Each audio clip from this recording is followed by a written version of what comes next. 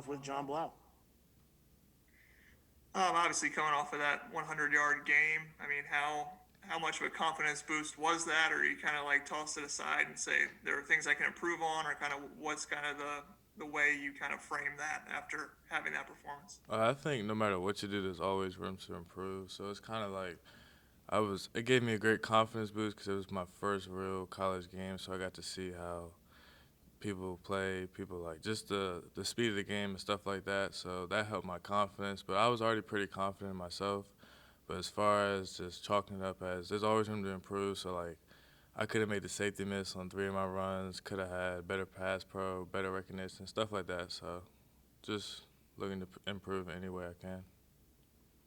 Well, Matt Weaver and then Zach Oshman.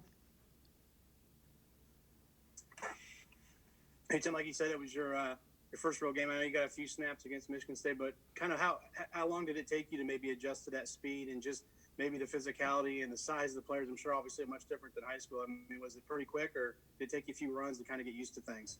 It was pretty quick because I believe I practice hard, so I think the game kind of felt easier. And going against our defense every day and the way they're playing right now kind of helped my transition and also coming in early.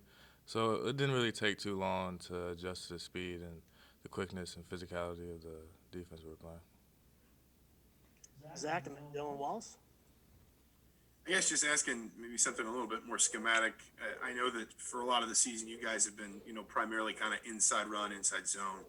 But it seemed like you had a lot of success, particularly you had a lot of success as you kind of stretched Maryland out laterally a little bit, looking for cutback lanes. Is that just kind of maybe something that you think fits your running style, that ability to just kind of, stretch the line out, be patient once you see the hole kind of cut through it quickly?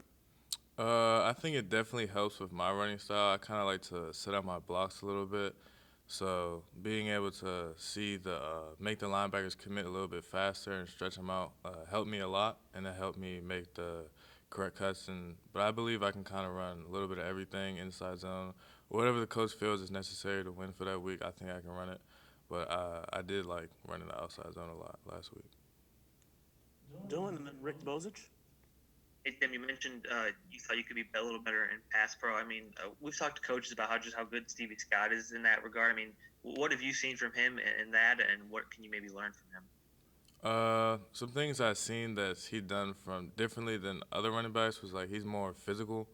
Like everybody needs to know who their assignment is, and I think I'm confident knowing who my assignment is and the reads and knowing the different calls and stuff like that. But I think his physicality and the way he blocks is just something I want to learn how to do and incorporate into my game. Rick and then Kevin Brockway. Yeah, Tim. Mike's been one of the best quarterbacks in the country. He's out now, and Jack's taken over. You've seen him in practice more than we've seen him.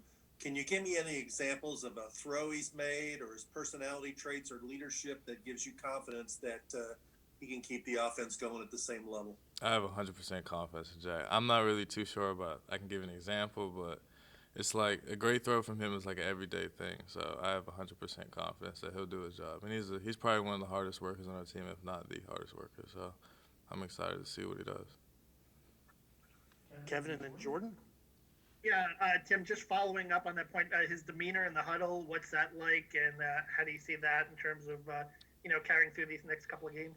He's always calm and collected. I mean, if somebody messes up, he does what he's supposed to do as a quarterback and make sure the entire team's in check and stuff like that. But he's always cool and collected and calm, doesn't really throw under pressure or anything like that. So. Jordan? Hey, Tim, just wondering what your thoughts are on the number 12 college football playoff ranking not moving up and what you guys have to prove this week to the committee against Wisconsin.